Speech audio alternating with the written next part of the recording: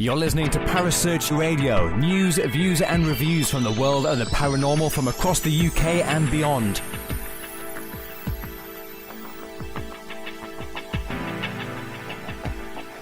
Find us on Facebook, Twitter and the World Wide Web. Parasearch UK Radio.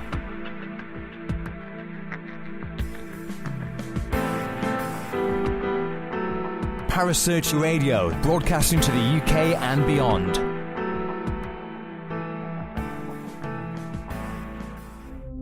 The views and opinions expressed by presenters and guests are their own and do not necessarily reflect the official policy or position of Parasearch Radio or its affiliates and sponsors. Listener discretion is advised.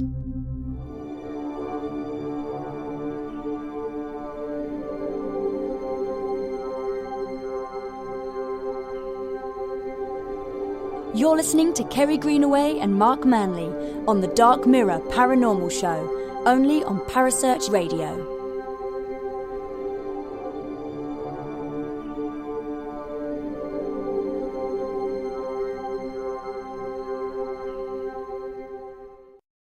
Good evening and welcome to the Dark Mirror Show. My name is Kerry Greenaway and I am joined in the studio by the lovely Mark Manley. Good evening, Mark. How are you?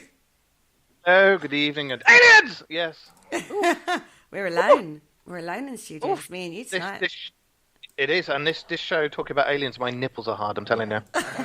He's all excited, everybody. Can't keep him under control. Hang on. My microphone's buggered up. Hang on. Oh, God, no. Oh, no. 2 minutes in. Right. There you go. Are you back? There Are you go. back in the house? Because I just got all excited and all of a fumble. I went, is it all of a kerfuffle? It's all of a kerfuffle. It's all exciting. We're talking aliens and he's got me alone in the studio. What more could a man want, eh? Oof. Anybody got a ruler? We'll do the sound effect noise.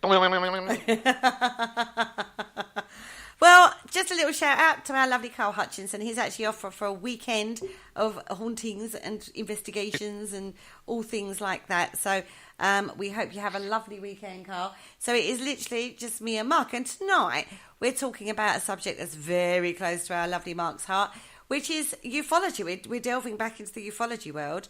And it is all about unidentified submerged objects. So basically, alien aircraft or unexplained stuff, aircraft. How can it be aircraft under the sea, Mark?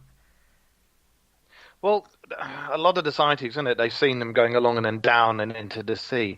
Either that or the pilots were pissed. I'm not too sure, but, you know. Well, we've got a few famous cases for you, some of the best-known cases that we're going to have a little nosy at. And we're going to finish it off with some debunked footage, shall we say? Look, I mean, I reckon it's like I've always said with the paranormal stuff, you know, like every single aspect of the paranormal, not just ghosts and this, that, and the other. But my main forte is cryptozoology and ufology. But I always think that for every 99% of stuff that's debunked, you've got that 1% that you can't. Mm. There's got to be something in every single legend, urban legend, this, that, and the other. There's always got to be the thing that started it in the first place, and there's always got to be that little hint of truth. Wow. You know? Well, you know that this isn't a topic that I particularly enjoy, really, to be honest with you, right? I'm not a ufology kind of girl, but you'd be really proud of me, Mark. I've looked at the research, and you've done a very good job. Very pleased. And I'm reading the Mothman prophecies. Are you feeling okay? I don't know. I think I'm disappearing into a rabbit hole of ufology world. It's a little scary, right? You heard that first, ladies and gentlemen. She's going to be the next one to go, aliens! Oh, so, no, yeah. I'm so not right. Oh, you will. You know you will. I might just go, oh, altered dimensions! Oh, wow. So it got quite the same ring to it, right? Yeah. Don't do that. That would be wrong. Anyway, Right, 71% of the Earth's surface is covered in water. So we have a high percentage of watery works around the globe. So it's hardly surprising that if we see unidentified objects in the air, we're going to kind of see them lurking beneath the waves, right? Well, you'd have thought so. I mean, let's put it this way. You see whales on land and you see whales in the water, so, you know. Ooh. Anyway, basically, there have been some ancient reports of USOs, whatever. Oh God, I hate saying that. USOs. No, I'm going to call them USOs. Sequest DSV. USOs, right? It's actually intelligent dolphins going. Chips up and There have been some ancient ones, some far back ones, which we'll cover briefly. But basically, it took the world by storm. The first sort of case where it really sort of like hit the media was in 1947, when a private pilot reported 9 objects actually skimming across the water in Washington State. It's like quite a well-documented account, isn't it? But there have been some absolutely bizarre cases which we're going to have a look at. Now, the very first one is basically... well, there was one in 1492, which we're going to talk about because good old Christopher Columbus. But first of all, there was also one in 1639 from a Massachusetts Bay Colony co-founder and governor, John Winthrop.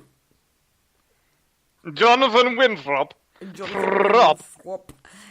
recorded a second-hand observation, which is why I've not gone into it, because it wasn't an eyewitness account, it was a second-hand observation of unidentified objects. But that was a ufology account, not a usology account. There's also, whilst I think about it, what was the name of the flipping thing? When the US Admiral took a fleet to Antarctica in the 40s, Operation High Jump. Was it Operation High Jump? Sure it was. Oh, I don't know. Yeah, Operation High Jump. Well, Admiral Richard Byrd, he basically he took a load of troops and ships and this, that, and the other out to the Antarctic because he'd heard that the Nazis were developing anti-gravity technology in a secret base out there. And allegedly, and according to a lot of eyewitness accounts, and this has been written down and confirmed by a number of ships, they were basically set upon by a bunch of USOs and USOs that came out of the water and hovered and shot the living daylights out of them and made them disappear off. Why do I know that name? That wasn't to do the Hollow Earth Operation High Jump as well, was it? No. Rear Admiral Richard E. Byrd, his name was. I thought someone... No, anyway, that's a different show. I'm sure we've done that somewhere along the line. Anyway, but there's been plenty of sightings worldwide, so we're going to have a look at some of these cases. Are you all right there, or are we just doing your head in talking about the UFO? Already. Bleh. So anyway, the first account, 1492. See, I never even knew about this one. Do you want me to read it, or you read it, or what? No, you go for it, my little love bug. They all talk like that back then because they're all pirates. And Christopher Columbus, he had a pasty and everything. So I'll do it in this voice. This week I'll mostly be eating Tara Masalata. Right. Oh dear.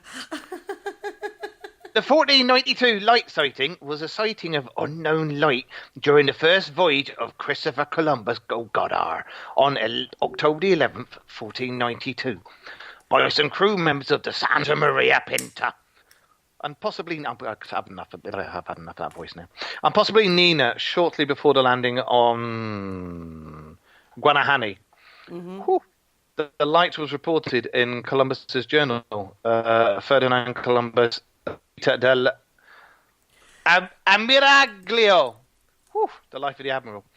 Let's get past that, and some other sources. Right. Columbus described the light he saw as a small wax candle that rose and lifted up, which to a few seemed to be an indication of land. He received a Royal Reward for sighting. See, that's not much of a sighting, is it? It's not. And also, you've got to remember that his logs aren't around now. So the only account we've got is like secondary accounts. Well, he would have flushed them, wouldn't he? Pardon? He would have flushed them, wouldn't he, the captain's logs? Oh dear. they're not there, but it's like things that have been referenced. So like in Columbus's log, he said this. So we're getting like extra, we're getting his account, but in somebody else's diary or log, which is how come we know about it, because the original log isn't there. But having said that, what they're saying is it's almost like it's paraphrased, taken over. So they've written it verbatim into their own logs and diaries. So we kind of take the account how it is. It's not... The problem with this one is it's so difficult to understand where they were in relation to the land and what had been found and what hadn't been found. Because the island that they landed on, the Guanahana, or whatever it's called, was uninhabited. The Guanahana. It was actually an uninhabited island. But it's not far away from San Salvador Island, which is formerly Watlings Island. So they think the light might have actually been coming from there and not actually the sea. I was going to say, and also way back then, they'd never even heard of aliens or anything like that. So, I mean, can you imagine that? Here, I'll be there a candle underwater. Like, I should have gone out. What the buggery is that? Oh, I don't know. Iceberg! I don't know. Yeah. Iceberg. Yeah. Oh, I think you're on a You different... did talk about... I did talk about what? No. Never mind. Richard Clements, he said that you did talk about Admiral Byrd on our discussion about the Hollow Earth story. Yes. Yes, because that was all to do with the hole in the top of the Antarctic, wasn't it? Yeah, weren't he supposed to have flew a plane in there or something stupid like that? You tried to do that? Oh, I don't know. Anyway, so going back to Columbus, it's calculated that the 12 leagues that the crew had run since 10 p.m. was 2 leagues difference off of the land. So in correspondence to distance and location of San Salvador, right? So this is why there's a little bit of judgment error possibly on this one. So it's being classed as one of an original USO sightings, but it looked like a candle that went up and down. So when they started looking at that, they're thinking there could be logical reasons as to what this light might have been, rather than it being a USOS. Because the natives that lived on the Watling Island used resins that burn brightly, and if they're on a ship out at sea, on the thing, it would be going up and down. So it could be something like that. It could be there's bioluminescence on the rocks on Guanahana. You sound like, ladies and gentlemen, female impersonation of Elvis. Oh, Guanahana. Or it could be a Bermuda fireworm, but they questioned that explanation because they only do this glowy thing 2 days past the full moon, and the moon was actually a first quarter.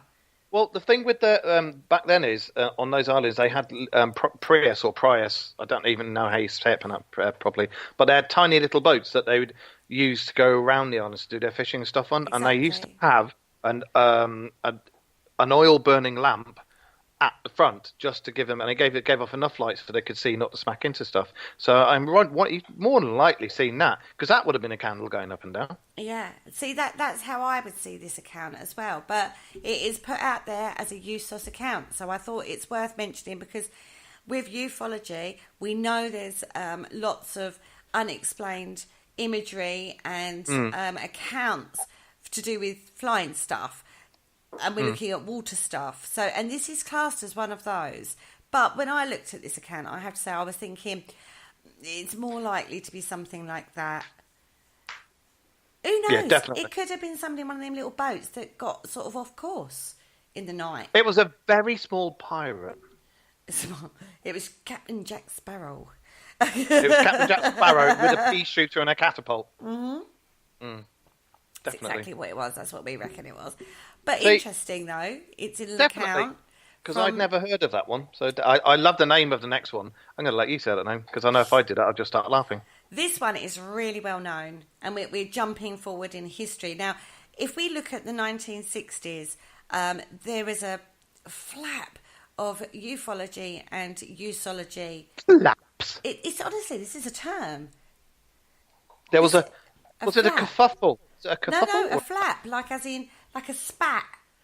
Waka, waka, waka, waka. Flap. Around this time, regarding ufology and usology, behave, Mark. behave. Saucidology. Saucidology. I'm getting my ufologies and ufologies muddled up now. Now, this one is very, very famous. They actually have, do you know this? Yeah. They actually have a festival. They have a little festival every year about this. Yeah, seen by lots and lots of people. And it's not just once. It's been seen on quite a few occasions as well. And people are still alive. Yeah. That saw this. And they live in the best named place ever. Yes, it's a very well-known place, isn't it, Mark? It is. It's the mayor of this place is actually called Austin Powers, and it's Shag Harbour, baby. Yeah. I should call him Mini-Me. This actually happened on the night of the 4th of October in 1967.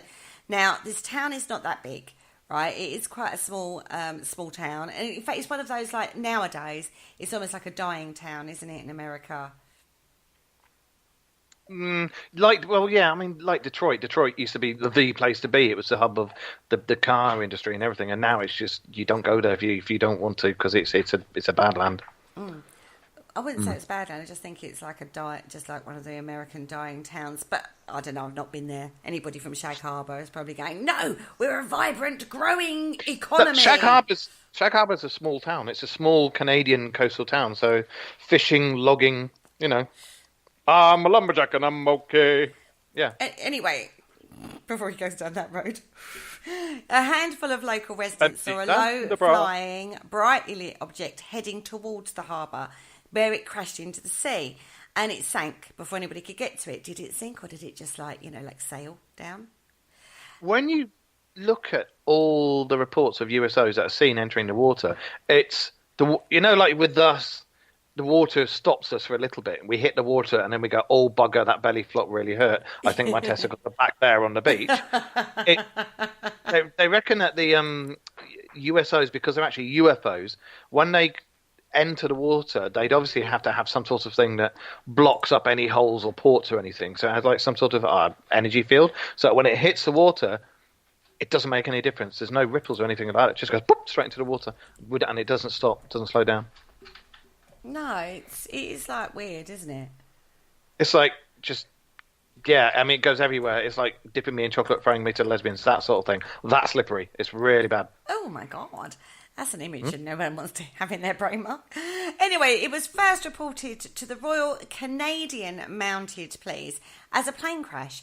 Now, one of the first people that reported this was a lady called Laurie Wickens, and she's actually a key witness in this case. Wiccan? Yeah. Wickens. Hey, Wiccan? Wickens. Now, this is her account. This is a verbal statement from her. I didn't get direct, obviously, but I found one. We went right to the phone booth and called the RCMP and reported a plane crash. At first, he didn't believe me, so she hung up. Then she testified to a crowd of keen onlookers. Excuse me. But he had forgotten the number for the phone booth. So as I made way back to the car, the phone booth rang. Now, we wanted to know where the crash was and told them to meet him there, basically. So they were going back to meet him, and they could see the light that was drifting in the water, and they just stood there and watched until the light went out. How bizarre. And she's still alive. She's only 67 now. So. Mm-hmm. Well, yeah, at the point of that account. Anyway, she might be a few years older now. I'm not sure how old the website was, to be fair. Now, it was also seen in the air. It was actually also seen by a pilot, Ralph Lowinger. You said, you got it right, Lowinger. He was co-piloting a cargo plane from New York to London that same night, and he says he just happened to be looking in the right direction, and he saw this formation of bluish-white lights slanted from upper left to lower right, and said, "Ooh, watch this guy." And the other two in the cockpit looked. He goes, he remembers the captain's hands, and both his hands went for the control yoke. Control yoke? Control yoke. Control yoke. Yoke. Mm-hmm. Like an egg yolk. Say egg yolk. Yoke. Yoke. That'll do. Is this another word I can't say? I think we found another word. Can you say yokel? Yokel. Yeah, we found another word I can't say. Oh my God, I'm going to have to write that down in Kerryisms. Awesome. The Kerryisms diary. Yoke. Because at the time they were worried that they were going to have to move, dodge him, basically, get out of the flight path.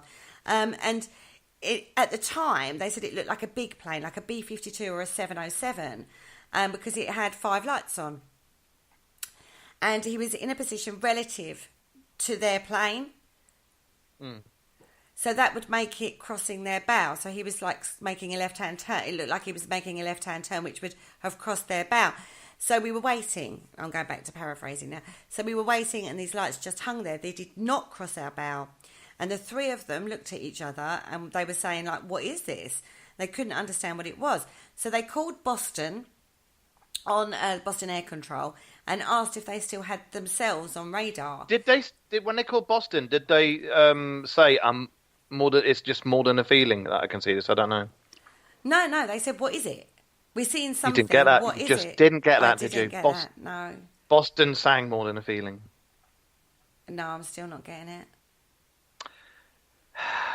Go back to your badly dubbed words. Go on, bugger off. Go on. I'm going to go back to my uncle. Oh my God.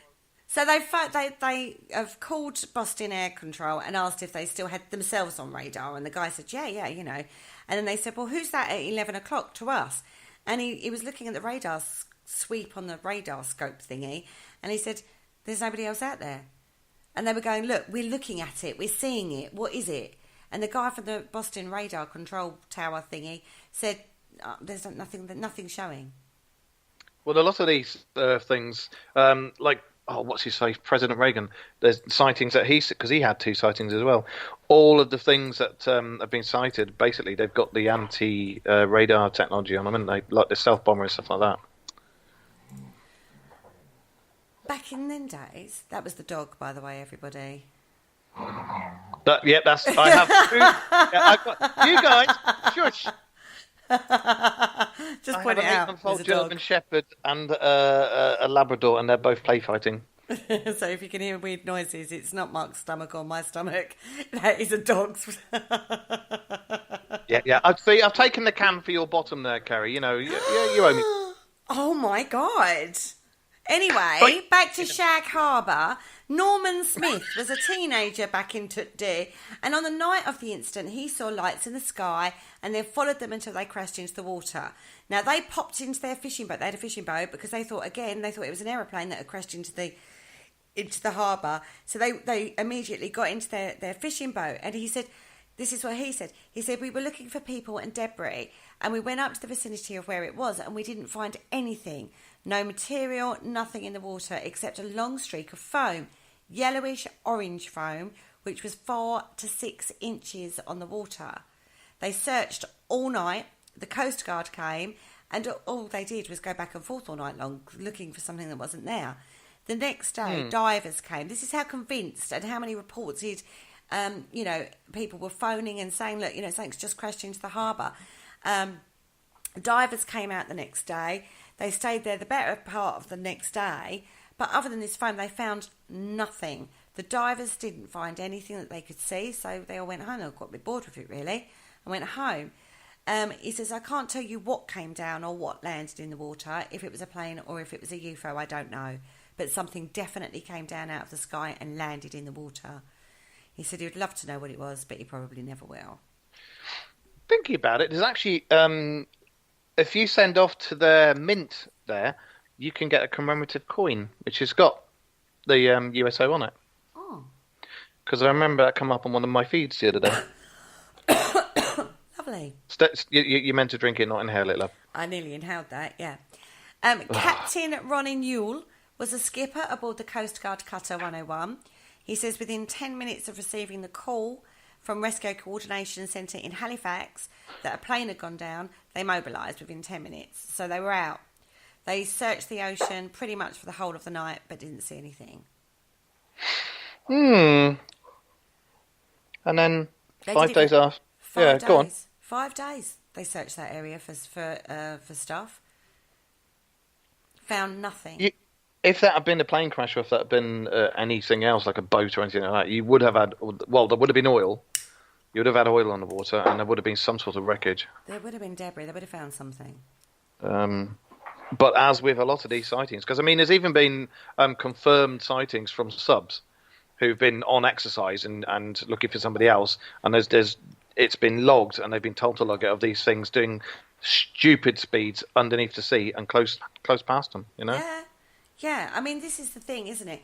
Now, what is interesting is there is I love this, secret United States military base monitoring subterranean and underwater frequencies, bearing in mind for Russian submarine activity at the time. They're still going, that place, if I remember rightly. I'm sure it is. I don't know. I think thought it is. It had changed into something else, like just a marine surveillance, but it could still be a military base for all I know. Mayor Jesse Ventura went out there to investigate it. Oh, see, this is his speciality, not mine. Now, diver David Zvet. Hang on, I was trying to yell at the dogs. Oh, Svet. Now, he said that they'd been surveying the ocean floor of the harbour for years and claimed they had discovered underwater anomalies or depressions in the area where the crash is said to have taken place. But they don't know what these anomalies are or if they actually do physically exist. It's like a rumour. It's one of those. But he says that they found anomalies under the water. What he says about the anomalies is interesting, though, right? But there's also that thing. Is it the Sargasso Sea? Sorry, you carry on. There's one that ring comes to mind at the moment, and it looks a little bit like the Millennium Falcon, but they think it's a giant rock formation. But behind it, it looks like it's gouged into the seabed and actually landed and skidded along. I will try and find it. Hang on. Okay. Well, apparently, what they have found is a circle, a depression, which is about a foot deep, perfectly round, and it was comprised of pebbles 2 or 4 centimetres in size. And they're saying, well, where are the big rocks? Where are the plants? Where are the life, like the scallops and lobsters and fishes and silt and all that? So there was absolutely nothing. It looked absolutely clear, like somebody had swept it the day before. But what time they found that depression and details like that were difficult to ascertain, quite frankly. But the next one, I find the next one really quite interesting. The one I was thinking of is the Baltic Sea anomaly. Oh, the Baltic. There was hundreds, weren't there, when we was looking at them, so we've picked a few. Oh, God, yeah. So, but they're still looking into that one now. They think it is something, but they don't know if it's crashed UFO or if it's left over from precursors or what. But it's not something that should be there. No, it'll be interesting when they do, if they ever release it. The Sognefjord. Sognefjord. That's it, the Sognefjord. Spirit. Yeah, this is in 1972. Now, brilliant. Thank you so much to a site on Facebook that I found that gave me this information. So cheers very much. Basically, it's the largest fjord in Norway. It's the second largest in the world. This is a big fjord. Fjord. I drive a big fjord. It's a massive one. It runs a fjord. It runs 127 miles long and heads to a town, which I can't say for the love nor money. Let me have a look. See if Skjolden. Anyway, its maximum depth is 4,291 feet. That's deep. That's the inland bit. But near the mouth of the fjord, because it rises slightly, it sits at 330 feet. Right, okay, yeah, I get you. So it's like an incline. Yeah, the cliff surrounding the fjord is 3,300 feet. So it's not like nice rolling hills. It's actually surrounded by cliffs. And apparently, most of the fjords are deeper than the adjacent sea. That sounds like my ex. Right? That sounds quite cool, yeah. It's a big old thing, right? So anyway, back in, where are we? 1972. This allegedly happened or began on November the 22nd. And apparently 30 naval vessels participated in the search of the fjord. Now, basically, some say it's a bit hazy how it all started. Some say that it started with the sighting of a Russian U-boat. Now, bearing in mind the time that this was in 1972, we're still coming off the back of the Cold War. Things were not very good with the old Russians back then. And others say it was an unidentified craft flying, then disappeared below the water surface.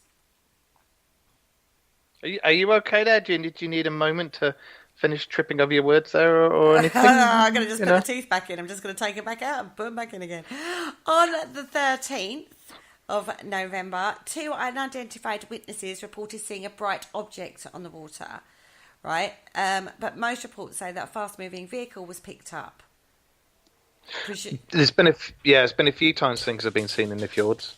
Yeah, they reckon that's on radar because, again, accounts aren't detailed. This is the annoying thing. They just go, they reported seeing a bright object. Do you know what I mean? How was it seen? How was it reported? Where was it seen on? Was it seen eyewitness or was it on radar? Or was it, you know what I mean? It's like, come on, give me details, folks.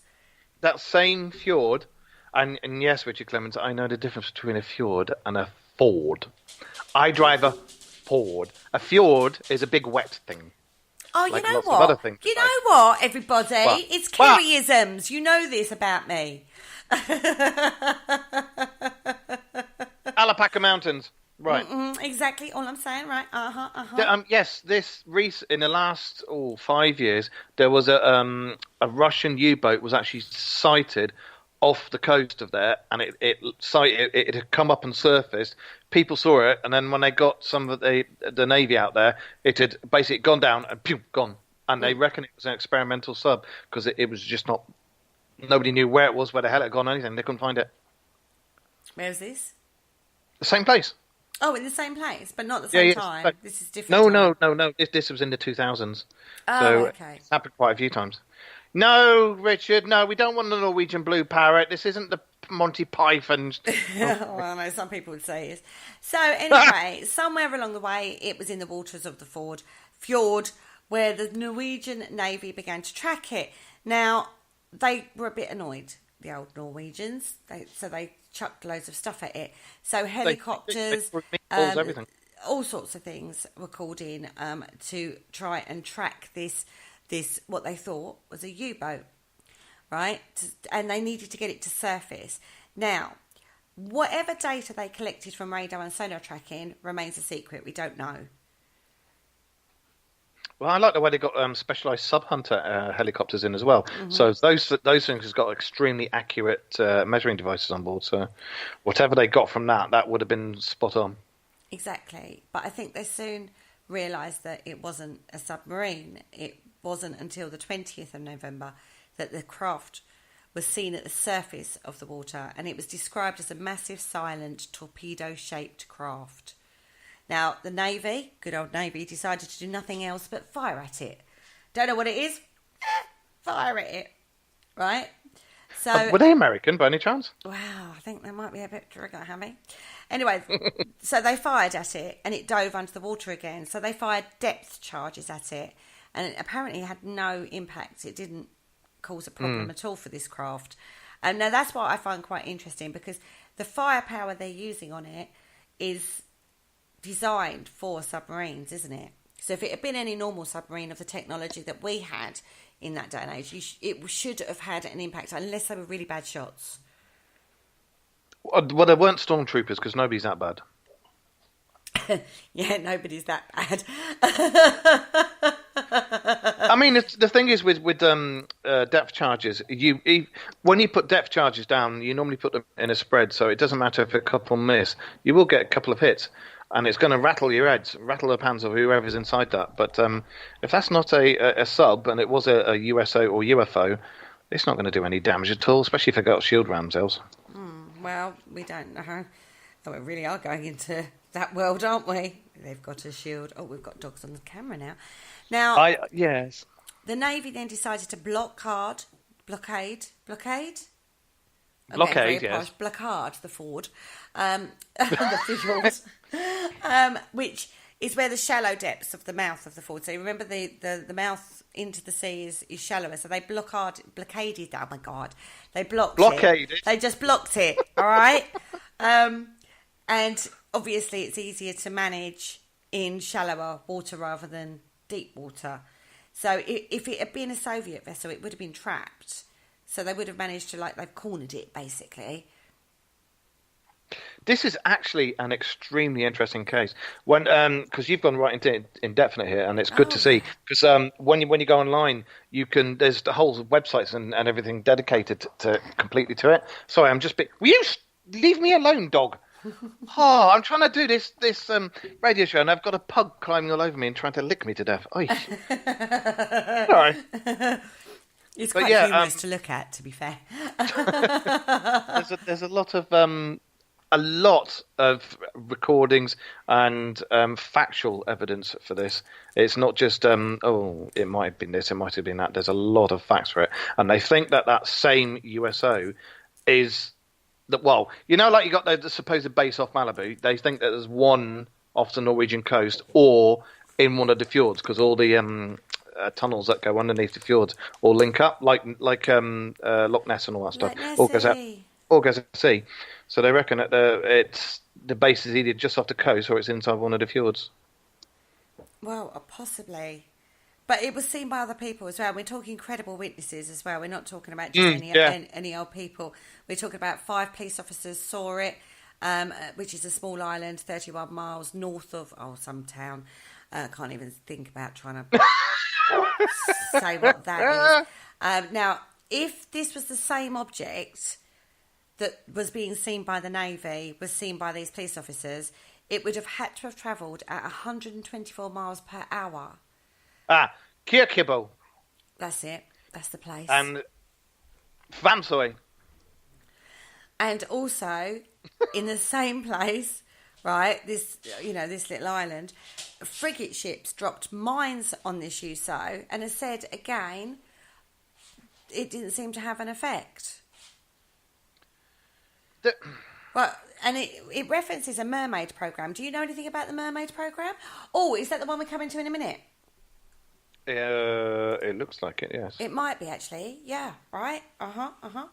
So, anyway, on the night of the 21st, 4 witnesses saw 4 rockets shooting from the water at Hermansverk. The rockets were silent and looked like small red balls of light.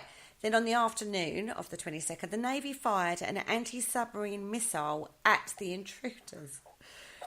Now, at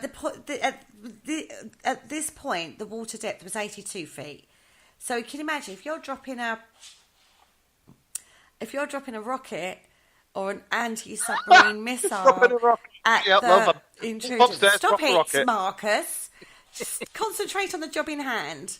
We'll get onto that later. Oh dear. So if they're dropping rockets in water depth of 82 feet, that's a big thing, right?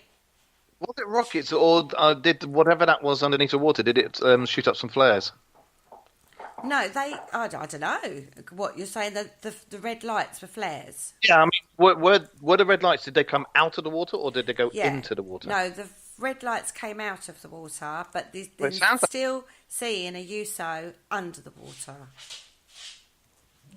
I think why, if you're like here visiting and you're supposed to be all covert and this, that, and the other, why on earth would you shoot flares up into the air to say, "Hello, I'm down here"? Or diversion. Oh, look, pretty lights. Let's get away. Kind of thing. Yeah, but that's assuming that the human beings are magpies. Actually, then again, if you knew my daughters... Ooh. Yeah, squirrel. I mean, basically, a conventional submarine would have been severely damaged and would have had to have surfaced at that point. But it seemed to be unscathed. I kind of want to go da-da-da at that moment. It is very interesting case study, this one. Well, not just that, but aircraft were experiencing unexplained electronical problems. Yellow and green objects were seen flying around the mountainside. Naval vehicles were registering sonar contact with something deep in the water. Surveillance craft witnessed identified objects that executed breakneck manoeuvres even during fierce storms. That's right. Yes, right. Yeah. Eventually, the Navy abandoned the search. So I'm assuming that whatever information they were seeing on their radars and witness statements and stuff, you kind of got to imagine that it stopped because they stopped. And they wouldn't have stopped if they were still seeing stuff, right? on one of the programs I've seen, and on some of the things I've read, it was stopped because they had an order from on high to say you really need to stop looking into this now. Wow. Well, there you go. So it's come from higher above, going like, leave the aliens alone, everybody. It wasn't oh, we've had enough now. It was they were told you will cease and desist now, or you will never be working again, basically. So they had to recall everything. Well, when I looked into that, I couldn't find. I didn't come across that reference, but it was either one. It was either that or it went. There was no explanation. It just disappeared. I think that was on one of the Jesse Ventura ones as well, because I know he investigated some of the USO bases, and that one I'm sure he mentions in there again that the order came from on high saying leave it. Oh, there you go. What was it? Was it an order from above, or was it just disappeared? We shall never know unless they disclose, I suppose. Well, it's like, funny enough, we were talking about this before the show started, didn't we? And we were saying about disclosure and this, that, and the other. And, we were saying North America will never disclose aliens because, I mean, you've got the Bible Belt and this, that, and the other. I mean, people are going to be up in arms. But you've got places like Brazil and Guadalajara and everything like that in South America and various places in Europe saying, actually, these things are real. We've seen them and we have evidence. But the real big ones that people would listen to, like North America, Britain, this, that, and the other, they're all going, oh, God, no. No. They've been smoking a peyote again. Oh, ignore them. Who knows, right? I find... See, the next kind of case we're looking at, oh, my God, this one really stretches my brain cells, to be honest with you. It's a famous case. I think this is a hoax, I'll be honest with you. What, Lake Baikal? Yeah. Is that how you say that? I thought it was Baikal. Baikal. In 1982, now this is near the Mongolian border even, and again surrounded by steep mountains and dense forests. It's a very old lake. It's the largest freshwater body of water in the world. It's a lake rather than a fjord. Reported depth of well over 4,911 feet. It is credited to hold over 20% of the planet's fresh water and has its own ecosystem, basically. They found it, in Antarctica, totally different and going off subject. They've actually managed to drill down into that glacial lake that was like a mile and a half down. Yeah. That's got its own ecosystem, and it's got some things down there like octopus, but they're not. Well, there are caves, aren't there, that have never seen the light of day and have their own ecosystems. That's right, yes. The same with this lake. Things have developed down there for millions of years. Yeah, so it's not unheard of, this one. But according to... A bit like my in-laws. Vladimir Azhazazaz. He's a famed ufologist, allegedly, and former Soviet naval officer. And now he, in the declassified secret files... Vladimir Azhazazaz, we'll go with, right? Say Vladimir... I can't even do the tongue roll. Mirkovo. I can't get words out, let alone tongue rolls. Azazah. Vladimir Azazah. Anyway, we're running out of time and we need to get through these because I want to get on to my love balloons, right? Sorry. You want to climb on your love balloon? Honestly, the hell? Wait till we get to that one, guys, right? Anyway, where was we? Secret files released by the Russian government. Now, in 1982, 7 military divers were training in the depths of this bloody lake when they spied this bizarrely shaped underwater vehicles that moved faster than any modern technology at the time, right? So they were like, oh, let's follow them in our little wetsuits. Mm-hmm. They reckon they came across a squad of silver-clad, though clearly non-human, beings at a depth of about 150 feet. Now, the divers, typical Russians, I would say, tried to capture some of these, or one of these, humanoids, and it didn't end well, basically, did it? Bit like Dyatlov Pass, really, isn't it? It didn't end well. Mm. Basically, they got shot so fast out of the air by something, they don't know what it was that propelled them out of the water so fast. That killed 3 of them, didn't it? It ended up giving them problems with decompression, didn't it? Because obviously, diving, you have to decompress, come back to the surface at a certain level of time. And they all ended up with decompression. Now, because they got shot out so quick. because they got shot out so quick. Now, there were 7 of them. They only had one decompression chamber, which could only have 2 people in it. But in an attempt to save them, they shoved 4 in. Only 3 of those survived. I'm sorry. I've just seen a message in the chat room. Ironing your boxer shorts. I'll explain later. Why? I'll explain later. Okay, please do that, because just no. No. Anyway, well, yeah. It's like ironing your sheets. No. Anyway, we're on the Cold War and Soviet Unions, right? Now, when they redacted the records of this, they were totally incoherent, but that's quite normal for the Soviet Union. They go, yeah, we'll release them, but we'll give you the word and. That's what we'll do. It's completely... we'll declassify them, but we'll black everything out and just give you It was redacted to the point of incoherence. Yeah, and... So basically it went the, chippy, salt, haddock, Easter egg. Yeah, it's a bit like that with the old Russians. Anyway, I like but there this have been some recent photos that were released by NASA, satellite imagery, obviously, that helps from to the space confirm station, that this lake conceals some very strange anomalies. And Oh, it's that one! Yes, I've seen the pictures. There's one down the bottom and one at the top. Yes. Yeah. I've seen the pictures of that. Yeah. There is something. Well, what they've actually photographed is 2 circular convection breaks, which appear to have been created by something rising up from below the ice cover on the lake, right? Now, one of the saucer-like cracks was located at the southern end of the lake, while the other was miles away in the centre. They're not explained, but apparently the circle's like 3 miles in diameter. That's right. And it's causing a massive ice fracture on the surface of the lake. Having said that, there is a known phenomena of ice formation, there's which known is what? to do with a Hang known on, hold on, ice phenomena. No, you can say phenomena, But yolk. but you can't say yolk. Yolk. I can't. It's really strange, and I can't say point either. Point. Like point of beer. It's a point of beer. Not. I Oh, can't, pint. Yeah, I can't do the two. It's weird, right? Anyway, back to my known phenomena, which is due to the movements of the water that creates perfect circles, and you see these. This is a known phenomena in America on some of the moving lakes. You know, like There is, lakes, and rivers. I've seen the thing for it. But Yeah. where those particular circles are, you wouldn't have been able to get those same conditions to make those, and that's what they were talking about. Because one of them's very close to the coast, and they're like, it just wouldn't have happened. That's what they say, but it is. It's got its own ecological system. Who knows, right? It's just not explained at the moment. But it is one of those where some people say this is a complete hoax, and other people say it isn't. It's a true account. But even now, ufologist camps still try and go to the lake to see if they can find some form of proof that there is alien activity in that area. The really interesting thing is in 1959, there was a Tu-104 plane, right, that crashed.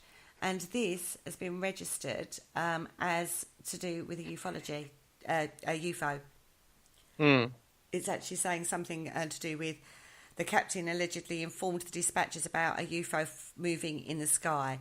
And then it Sliudlianka. And then it crashed. In the town of Sliudlianka. And the people fishing at the lake reported that they saw it too. But that happened in 1959. So there are accounts of ufology, usology in that area. You just talk a second. I'm dealing with a gas leakage in the front room. Just 1 second. Right, now the interesting one, which is the next one, which is to do with me love balloons, right? This happened in 2013 down in Puerto Rico. Now, this happened on April the 25th, 2013, at about 9:22 in the evening, right? A bombardier, can say that word, a bombardier DHC-8 aeroplane was operated by the United States Customs and Border Protection, equipped with an infrared camera. Now, they captured a really strange flying object, which basically had a very strange infrared signature, right? Now, they say it happened over the Rafael Hernandez Airport, And at times it seemed to disappear and then come back. Apparently it splashed into the ocean, split into two pieces. The footage is really fascinating to have a look at. Okay, I'm going to share the link into the chat room. I'm also going to share what somebody found out about it. So, because this is where my love lanterns come into it, everybody. I find it fascinating that this man went to all this trouble. It's actually wedding lanterns, everybody, but I'm going to call them love lanterns. See, I love don't balloons. Since when did the Dark Mirror show start advertising Ann Summers? I don't know. Well, we have tonight. Oh, sponsored by Kerry Greenaway. Yeah, right. If only. Anyway, change this. Now, this is really, really interesting. Now, I looked at this footage several times on a different website before I came across this one, and it is fascinating. I can understand why, because it looks like it's moving really fast.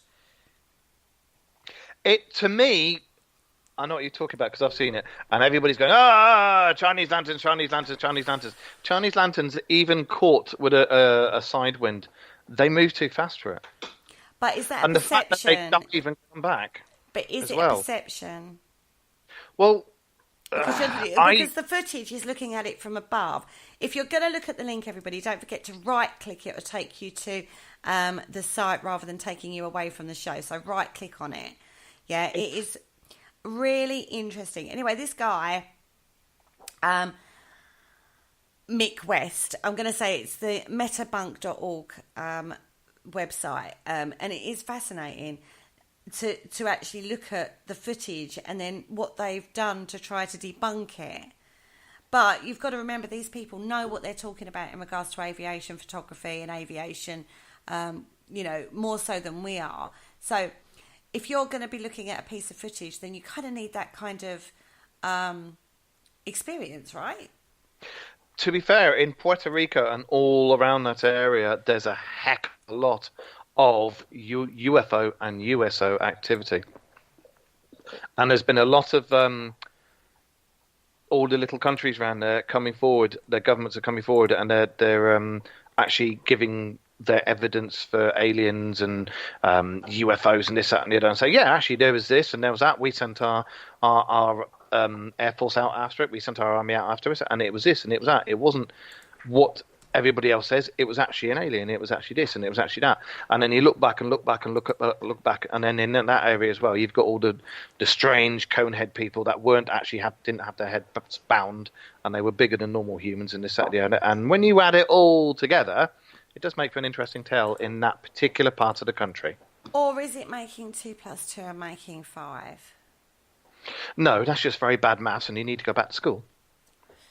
Because I think anybody can join enough dots together to get a case for something. And I find, when they start talking about, like, I have to say, his case of debunk on this one is very compelling.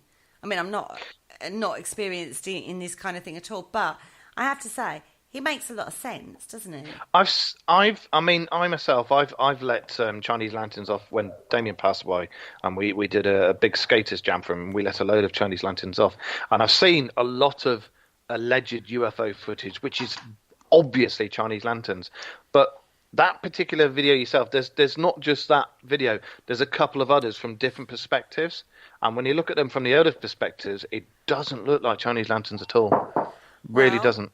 According, quoting Arthur Conan Doyle, he says it's a capital mistake to theorise before one has data.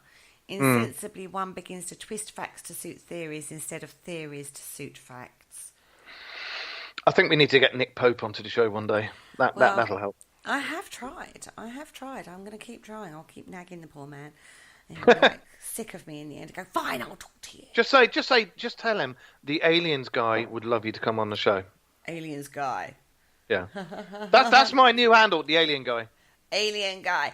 I have to say, I've picked out 5 of the most famous cases that get talked about all the time, but there are hundreds, literally hundreds, but not particularly well documented. It's like we saw something under the ocean that was moving at a really fast pace, or we saw something entering the ocean that we couldn't explain.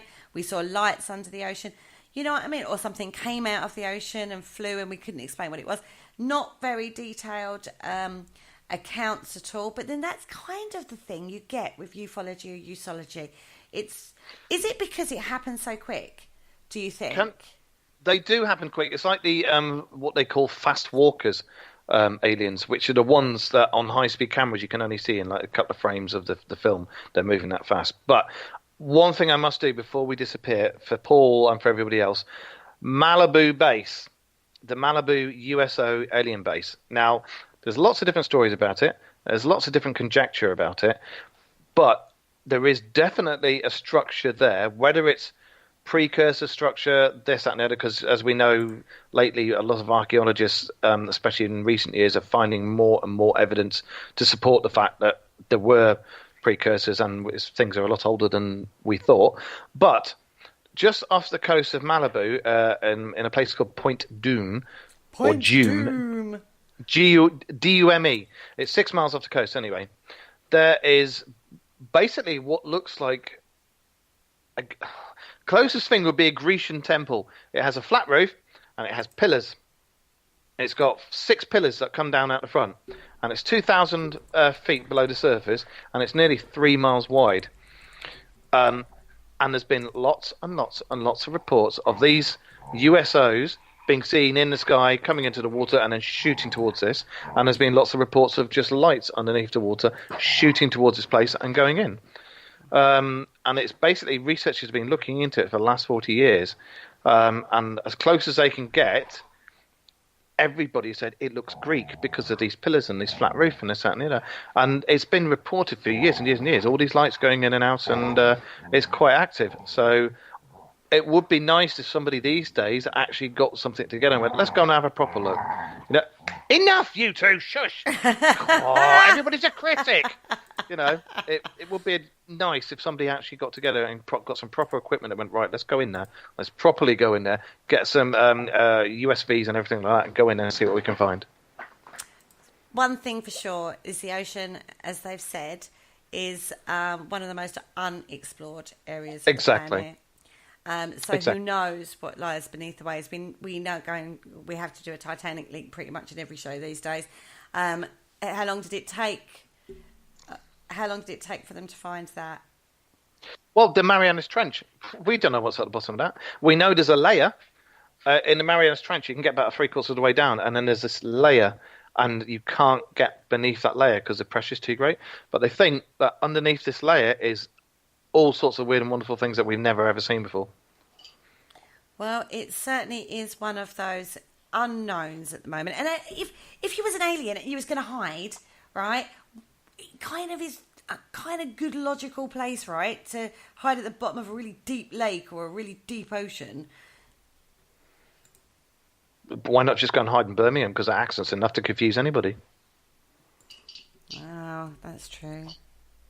All right, I come from Venus, you know what I mean? Like, oh, bloody hell. Well, it would. Anyway, on that note, we hope you've enjoyed our foray into the old usology world, and we've brought you some interesting cases for you to ponder on and whatnot. So that's about it for this week, isn't it? Are you a little bit more inclined towards extraterrestrial possible life, or are you still or are you aliens? I'm definitely not aliens. I'm definitely not there with the aliens yet. Or is it where something, you know, the Hollow Earth theory? Is it other people who've just evolved along the same line as us, but they're under there, and that's how they get about? Because there's that theory as well. Yeah, I'm definitely not Hollow Earth theory or Flatfoot theory. Flatfoot? What, you're a Flatfoot theory, no. I'm definitely not in those camps at all. I can't even entertain those ones. Physics just tells me that that's crap. Do you mean like these people who think the Earth is flat and haven't noticed the cats haven't knocked everything off the edge? I don't know. I would like... I think more in my brain, I'm going more interdimensional, rather than... very possibly. Rather than alien aircraft coming from outer space and into the atmosphere and you know, doing the abduction scary thing. I can't bring myself to believe that. Having said that, I kind of could get my head more around interdimensional rather than alien, as it were. They think in a lot of old scripts that interdimensions are real, and it has been proved it's real, and it's literally a slight shift to the left or slight shift to the right. But that's another theory as to why you get angels and demons. You know, there's the one about them. There's the one that we brought up where it's in all the holy books, same timeline, scrapping in the skies, aliens. But there's also the theory that they're interdimensional beings who suddenly ended up in this dimension and have had basically a big punch up and then discovered where the rifts are, where they can step in and out of these portals.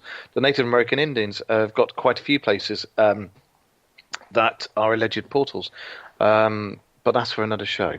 But I remember we've brought them up before, and we have talked about it before, and some of them are fascinating. Absolutely. Oh, and look up the Baltic Sea anomaly, anybody who's listening, and see what you make of that. I'm going to remain on sidelines about that, because there's evidence for yes and there's evidence for no. So. Well, we shall see what people make of that one.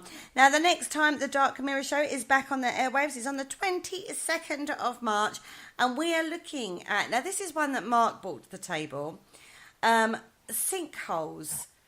Are they highways to hell?